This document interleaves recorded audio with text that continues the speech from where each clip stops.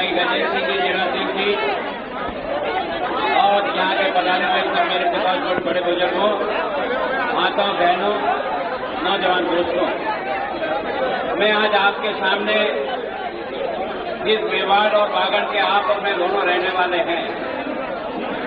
इन 4.5 साल में अशोक गहलोत जी के द्वारा मेवाड़ को क्या मिला और क्या खोया, इसका मैं विधानसभा का लेखा जोखा आज आपके सामने रखता हूं।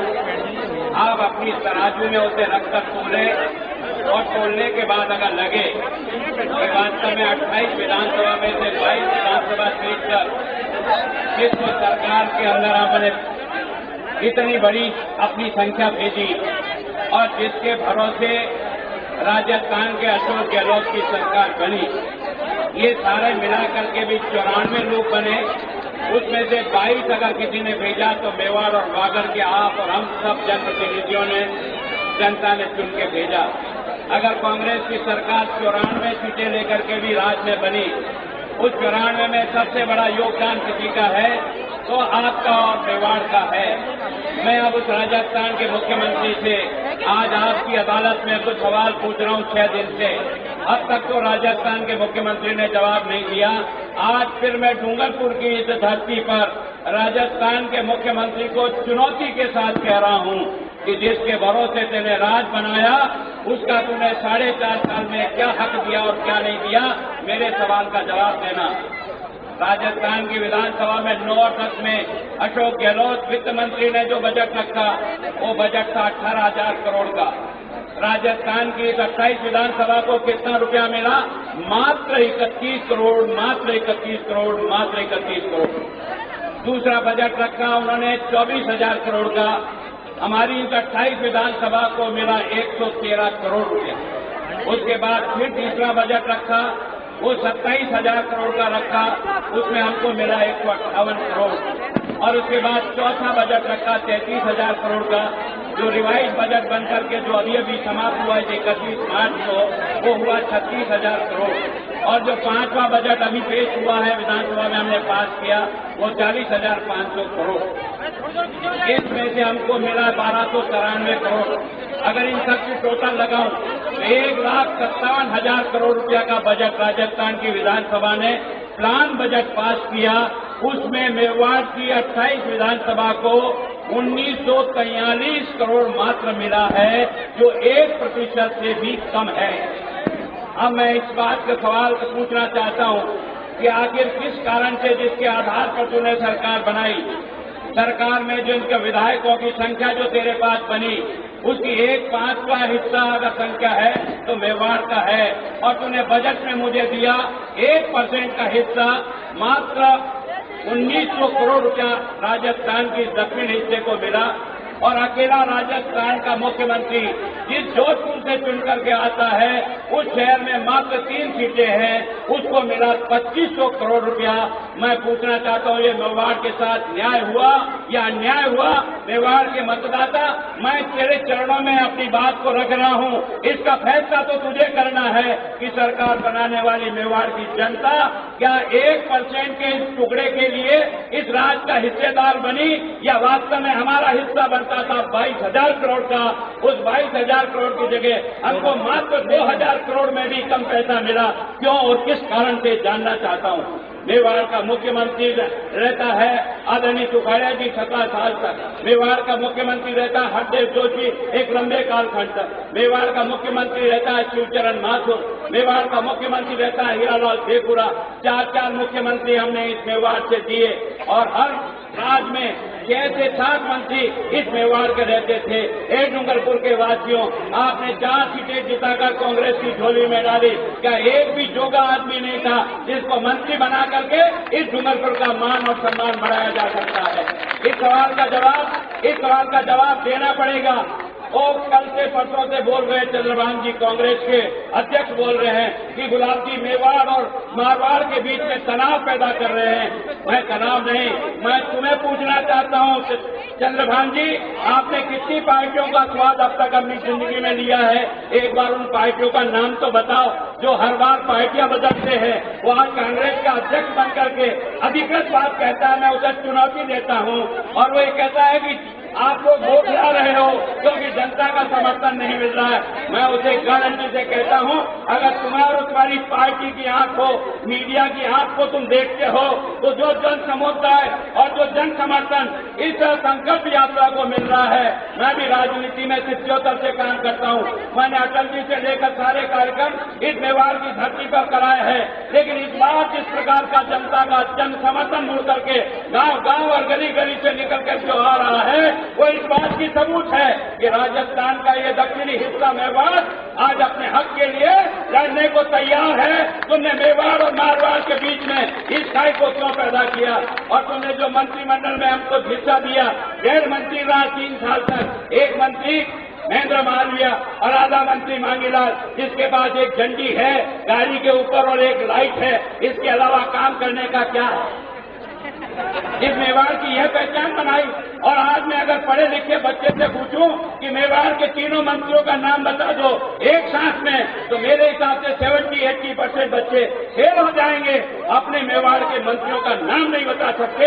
ये जो मेवाड़ के साथ जो तुमने बदसलूकी की है, इसका क्या पश्चाताप होना चाहिए, ये तो जनता जनार्दन आप फैसला करना। पर मैं इतना जरूर चाहता हूं कि हम जिधर जाते हैं उधर सरकार बनती है। वसुंधरा जी, आपकी सरकार भी अगर थी तो 22 एमएलए आपके साथ थे, इसलिए आपकी सरकार थी। भैरव सिंह जी की सरकार भी अगर थी तो 20-21 एमएलए इस मेवाड़ ने जब आपको दिए तो आप जीते। और भविष्य में भी अगर राज बनता है और मिटेगा, वो मेवाड़ के भरोसे मिटेगा। इस कारण से इस बात को मेवाड़ अपना हक मानता है, मेवाड़ अपना विकास मानता है। आखिर हम इतने सालों के बाद भी इस हालात में क्यों हैं, जिसके कारण से हमको चिल्ला चिल्ला कर इस बात को कहना पड़ता है। और मैं आपको बिल्कुल आंकड़े से ही बताता हूं, मेवाड़ में 4 बजट, ये 5वें बजट का मैंने अभी निकाला नहीं क्योंकि ये अप्रैल के दिन हुआ, 127 पोस्टें उस बजट में हुई थी। आज की तारीख में 67 काम पूरे हुए हैं, 58 काम आज भी पेंडिंग चल रहे हैं, 2 काम अभी तक शुरू ही नहीं हुए। ये मेरी चुनौती है राजस्थान के मुख्यमंत्री को। राजस्थान के मुख्यमंत्री से कहना चाहता हूं, हमारा विद्यालय खाली पड़ा है अध्यापक के बिना, बच्चा रोता है अध्यापक के बिना, अध्यापक रोता है नौकरी के बिना। आखिर तुम कर क्या रहे हो? 4.5 साल होने के बाद फिजिक्स का व्याख्याता नहीं मिलता, अंग्रेजी का व्याख्याता नहीं मिलता, हमारा सेकेंडरी स्कूल 2-2 मास्टर से चलता है, हमारा प्राइमरी और मिडिल स्कूल चपरासी के भरोसे चलता है। आधे स्कूल बंद होते हैं, आधे स्कूल खुलते हैं। ये क्या तमाशा हो रहा है? राजस्थान में 1,14,000 अध्यापकों के पद आज की तारीख में खाली है। 1,14,000 अध्यापकों के पद खाली है और हजारों बच्चे, लाखों बच्चे आज की तारीख में एसीटी और बीएडी कहकर एक तरह से सड़क मास्टरी कर रहे हैं। और हमेशा हर बजट में घोषणा करता है 65,000 अध्यापकों की भर्ती करूंगा, इतने व्याख्याताओं की भर्ती करूंगा, इतने उर्दू शिक्षक की भर्ती करूंगा, इतने शारीरिक शिक्षक की भर्ती करूंगा। न कॉलेज में पढ़ाने का लेक्चर है, न स्कूल में मास्टर है। और जो गेस्ट फैकल्टी तुमने खोल रखी है, वो शोषण की फैकल्टी खोल रखी है। तुमने शिक्षा मित्र के बच्चों को लगा रखा है, जो हमारे टाइम पे लगे थे। आज भी उनकी तनख्वाह क्या है? आज भी उनकी तनख्वाह 3400 और 3500 है। क्या 3400 और 3500 में वो अपने बाल बच्चे पाल सकता है? एक मजदूर की तनख्वाह 200 रुपया रोज बनती है, जिसकी कम से कम 6,000 तनख्वाह बनती है। क्या मेरा ये भाग्य निभाता, मेरे बच्चे का भविष्य बनाने वाला ये बालक 3500 रुपये में 5 साल तक झकमारी का काम करे? ये सरकार है, तमाशा है। इस बात का फैसला तो जनता जनार्दन को करना पड़ेगा। आखिर हम सरकार बनाते क्यों है? आखिर हम सरकार चुनते क्यों है? सरकार का चुनने का मतलब ये है हमारे इन कामों के बारे में हमारी मदद मिले, लेकिन कोई मदद मिलने का काम ही नहीं होता। और अगर अशोक गहलोत जो अपने आप को गांधी जी का चेहरा मानता है, सब लोग कहते हैं राजस्थान का गांधी है। अरे गांधी तो देश सत्याग्रह किया और जेल गया, और एक लंगोटी एक गांव में बैठने के बाद जिंदगी भर एक लंगोटी लगाई केवल इसलिए कि कस्तूरबा ने आके कहा ये महिलाएं नाकी इसलिए नहीं है, इनके पहनने के यही वस्त्र है, जब ये धोएगी तो सुखा करके फिर पहनेगी। उस दिन महात्मा गांधी ने उसको नेता कहते हैं, उसने कहा इस हिंदुस्तान में मेरे को कपड़ा पहनने का अधिकार तब तक नहीं है जब तक मेरे मुल्क के हर आदमी को पहनने का कपड़ा नहीं मिलेगा। इसलिए उसने वो लंगोटी निकाल करके धोती को लंगोटी लगाई। उसे तो कहते हैं नेता। आज ये नेता है या चोर और डाकू लुटेरा है? राजस्थान का नहीं, हिंदुस्तान की हालत जो दुनिया के चौराहे पर दिखी है। ए मुल्क के मालिक, मैं तुमसे प्रार्थना करता हूँ, तेरे से निवेदन करता हूँ, क्या इस दर्द और पीड़ा को देखकर तेरा मन दुखी नहीं होता? तुझे अफसोस नहीं होता है कि मेरा मुल्क क्या मुल्क था? यहाँ तो महाराणा प्रताप हुआ तो घास की रोटियां खाई, स्वाधीनता की लड़ाई लड़ी। यहाँ तो फकीरी हमारी जिंदगी की शान और शौकत बनती थी। आज दुर्भाग्य से राजनेता लुटेरे, चोर और बदमाश बन गए। कहीं बमरी कांड होता है, कहीं पारस कांड होता है। क्या तमाशा है? ये कौन सी राजनीति चल रही है? और पहले आपने देखा होगा कोई 5-10 हजार करोड़ खाया, 1000 करोड़। मैं एक नहीं, सबसे बड़ा से बड़ा घोटाला नरसिंह राव के टाइम पर 250 करोड़ रुपए का यूरिया नहीं आया और उसका लड़का खा गया। 65 करोड़ की दलाली का वो भगवान का प्यारा जरूर हो गया राजीव गांधी, पर बबोट तो अपने खा गया। फिर स्वयं इंदिरा गांधी 60 लाख रुपया बैंक से निकाला, नगर वाला कांड हो गया। नेहरू के जमाने में कचरा मेनन ने चीजें खरीदी, उसमें घोटाला हो गया। उस समय तो केवल 1000 सैकड़ों का घोटाला है। अब तो घोटाला क्या है? कोई घास खाता है, कोई सीमेंट खाता है, कोई टेलीफोन के तार खाता है, कोई लोहा खाता है, कोई कोयला खाता है। क्या है ये देश का लोकतंत्र है और हमारे द्वारा बना हुआ लोकतंत्र है। केवल हम उनको गालियां देने से अपने पाप को मान लेंगे? आखिर मुल्क में मत कौन देता है? हम तो केवल आपके 5 साल के मुनीम हैं। हम आज अगर यहाँ भाषण कर रहे हैं प्रतिपक्ष का नेता, हमारी जिंदगी तो 6 महीने बाद खत्म होने वाली है। हमें फिर जाना पड़ेगा जनता के बीच में। अगर जनता चुनेगी तो जयपुर जाएंगे, नहीं तो अपने गांव देलवाड़ा जाएंगे। इसकी ताकत आपको दी है, फिर ये देश की दशा क्यों है? फिर देश की दशा क्यों है? हमने 15 बार लोकसभा का चुनाव कर लिया, हमने 13 बार राजस्थान की विधानसभा बना दी। हमने वोट की पेटियों से जिनको पैदा किया, उन्होंने गरीब का ध्यान रखा, न बेरोजगार का ध्यान रखा, न किसान का ध्यान रखा, न गांव का ध्यान रखा। उजाड़ करके मेरे मुल्क को आज चौराहे पर लाकर खड़ा कर दिया। ए मुल्क के माली, मैं तुझसे पूछना चाहता हूँ, आज दोबारा ये कहता है 25 रुपए से जिसकी ज्यादा आमदनी है वो गरीब नहीं होता है। मैं दोबारा और देश के प्रधानमंत्री को कहता हूँ, तू एक घर में बंद हो जा और तेरे घर के 5 आदमी गुन करके 25 रुपया रोज से मेरे से दानगी ले जा और पेट भर के बता कि किस तरह से रोटी खाता है, किस तरह से देता है। गरीब का बेटा भूखा मारे तो कोई मतलब नहीं समझ में आता है। 65 साल तक तुमने राज किया, 65 साल में से 59 साल तक तुमने दिल्ली में राज किया, तुमने और तुम्हारे भाइयों ने सरकार चलाई। और उसके बाद हिंदुस्तान का अगर गरीब आदमी 26 उठेगा 27 हो जाता तो वो गरीबी की रेखा के नीचे नहीं है। क्या खा सकता है? 48 करोड़ लोग हिंदुस्तान में, ये मेरा आंकड़े नहीं है, ये रिजर्व बैंक के आंकड़े हैं। हिंदुस्तान में 48 करोड़ लोग दोनों टाइम की रोटी नहीं खाते हैं। ए मुल्क के मालिक, तू अगर रोटी भले खाता होगा पर तेरे पड़ोस में कोई बच्चा शाम को आधी रोटी खा करके सोता होगा। यही है आजादी का मतलब, इसी को कहते हैं आजादी।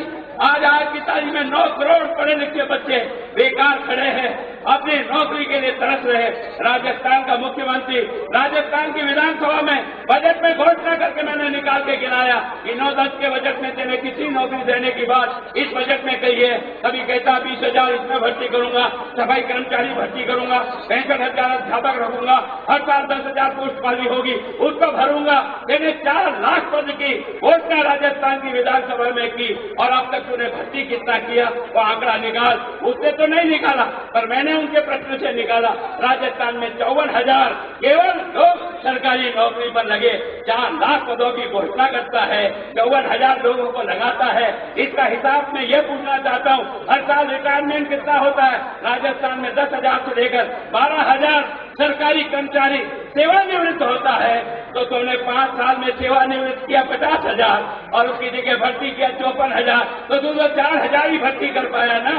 क्या ये दफ्तर खाली नहीं होगा? क्या कॉलेज खाली नहीं होगा? क्या तुम्हारा हॉस्पिटल खाली नहीं होगा? क्या तेरा सचिवालय और तेरा कलेक्ट्री खाली नहीं होगी? खाली होगी। क्योंकि तुमने कोई भर्ती का दिमाग, अरे कम से कम रिटायरमेंट की तारीख तुझे पता है, इस तारीख को कौन सा आदमी रिटायर्ड होने वाला है। अगर तू प्रशासन चलाता है तो कम से कम भर्ती की स्थिति तो सुधार, और अगर नहीं करना है तो कह दे कि मेरे टाइम पे पहले 5 साल में भी चपरासी की भर्ती भी मैंने नहीं की और इन 5 सालों में भी किसी भर्ती नहीं करूंगा। तो समझ में आता है, बच्चों को लुभाना नारा देता है, 1 लाख की भर्ती करूंगा, इतना ये करूंगा, इतने घर बनाऊंगा, इतना दवाई बांटूंगा। किसको बांटेगा दवाई? डॉक्टर है क्या दवाई लिखने वाला? पर्ची लिखने वाला को पहले भेज, फिर उसके बाद दवाई लिखा तो समझ में आएगा कि तू दवाई भेजना चाहता है। और मैं आज ये कहना चाहता हूं, आपको सुन के ताज्जुब होगा कि राजस्थान की सरकार ने जो दवाइयां बाजार में बिकती थी वो चौगुनी दाम पे बिकती थी। आज सरकार जो दवाइयां खरीदती है वो 1/4 दवा रेट में दवाइयां खरीदती है। और उसके अलावा भी आज भी जितने राज्य कर्मचारी यहाँ बैठे होंगे, मेरी इस बात की चुनौती है कि आपकी तनख्वाह में से हर महीना आज भी इस मेडिकल के नाम से पैसा कटता है कि नहीं कटता है। 125 करोड़ रुपया राजस्थान के राज्य कर्मचारी का तनख्वाह में से काट करके इकट्ठा करता है और सारा मिलाकर के 300 करोड़ की दवाई देता है। क्या न्याय कर रहा है? क्या बात कह रहा है? क्या कहना चाहता तू? लेकिन कोई समझने के लिए तैयार नहीं। विधानसभा में चाहे कितने ही चिल्लाएं, लेकिन कोई बताने को तैयार नहीं। मैं केवल उसे ये पूछना चाहता हूं, तू जहाँ का प्रतिनिधि है उस विश्वविद्यालय में जिस प्रकार की नियुक्तियां तुमने की, तुमने अपॉइंटमेंट निकाला था प्रोफेसर का, रीडर का, सामान्य व्यक्ति नहीं, यूनिवर्सिटी का, और उस यूनिवर्सिटी में जब नौकरियां दी तो तुमने पिछली 150 लोगों के क्वालिफिकेशन को अंदर जोड़कर उन बच्चों को सेलेक्ट कर लिया। मेरिटोरियस लड़का जो है वो बाहर रह गया और तुमने एरे गिरे नक्कू गिरोह को भर्ती कर लिया। और भर्ती नहीं किया, रात को उनको अपॉइंटमेंट दिया, सवेरे कोर्ट खुलने के पहले सबको नौकरी पे चढ़ा दिया ताकि जाकर के न्यायालय में बच्चे गए। तो इसलिए कौन न्याय देगा? क्योंकि न्यायाधीशों के बच्चे उसमें सेलेक्ट हुए हैं, क्योंकि यूनिवर्सिटी के वाइस चांसलर और स्टाफ के लोगों में से सेलेक्ट हुए हैं, राजनेताओं के बच्चे उसमें से सेलेक्ट हुए हैं। इसको न्याय कहेंगे? ये गांधीवादी है? ये न्याय है? इस न्याय का फैसला तो जनता जनार्दन तेरे दरवाजे में और तेरे स्वयं के चरणों में छोड़ता हूं। मुझे बचाओ या मुझे पार्टी को नहीं, पर इस मुल्क को बचाओ इन हत्यारों से जिन्होंने इस देश को बर्बाद करके धू करके जला कर रख दिया। न ये सीमाओं की सुरक्षा कर सकते हैं, न देश के अंदर से सुरक्षा कर सकते हैं, न हमको न्याय दिला सकते हैं, न कानून व्यवस्था बना सकते हैं, न बच्चों से बलात्कार रोक सकते हैं, न बलात्कारियों को दंड दे सकते हैं। ऐसी सरकार का क्या किया जाए, इसका फैसला मैं आप पे छोड़ता हूं। स्वराज का मतलब यह है अच्छा राज कायम हो। इस बात को लेकर वसुंधरा जी ने इस अभियान को मेवाड़ से प्रारंभ किया, जो सबसे कठिन क्षेत्र है, सबसे कम एमएलए जीतते हैं। हमने यहां से शुरुआत इसलिए की कि मेवाड़ का आदमी जिस स्वाभिमान की लड़ाई लड़ता है, जिन सिद्धांतों की लड़ाई लड़ता है, मेवाड़ में आज भी मूल्यों की राजनीति होती है, मूल्यों का मूल्य होता है। इसलिए आपके चरणों में अपनी बात कह करके आप सबसे प्रार्थना करता हूं। धन्यवाद। जय भारत।